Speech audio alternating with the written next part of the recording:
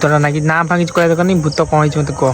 ହଁ ଆମର ସେ ଯୋଉ ପୋତା ଜୋର ପାଟିରେ କହ ଶୁଭୁନି କିଛି। ଆମର ସେ ଯୋଉ ପୋତା ହେଇଥିଲା କଣ ଭୂତ ହେଇଥିଲା ମୂଳରୁ କଣ? ସେ ଲୋକଟି ଜଣେ ମରି ଯାଇଥିଲେ ସେ ପୋତା ହେଇଥିଲା। ତାପରେ କର୍ମ ଫର୍ମ ସଇଲା ହେଇଛି କି ନ ହେଇଛି ଠିକ ଜଣା ନାହିଁ। ତାପରେ ଭୂତଟା ତାର ଲାଗୁଛି ତା ଝୁଅ ଯେ ହବ ତାକୁ ଥରେ ଲାଗିଥିଲା କଣ ସେ କହୁଛି କଣ? କହୁଛି ତା ଆତ୍ମା ଶାନ୍ତି ମିଳିନି ଆଉ। ବିଷ୍ଣୁ ସାଙ୍ଗେ ଦେଖା ହେଲା ନା କଣ? ନା ଦେଖା ହେଇ ପାରିଲାନି।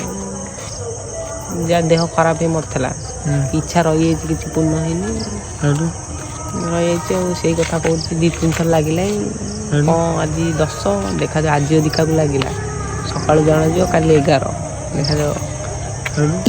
ଆଉ କଣ ବନ୍ଦ କର ବନ୍ଦ ଫନ୍ଦ ନାହିଁ ଗପ କୁହ ମାନେ ଗପ କୁହ ଲୋକ ଦେଖୁଛନ୍ତି ସବୁ। ଲୋକ ଆଉ ଏଇ କଣ ଯୋଉ ଜଙ୍ଗଲ ତମେ ଆଇଛ ଜଙ୍ଗଲରେ ଭୂତ ଅଛନ୍ତି ନା ନା? ଭୂତ ଚାରିଆଡେ ଏଇଟା ବାଳ ଭୂତ କୋଠି ଜାଗା ଗୋଟେ ହେଇଛି ଜହ୍ନ ଦେଖାଯାଉଛି।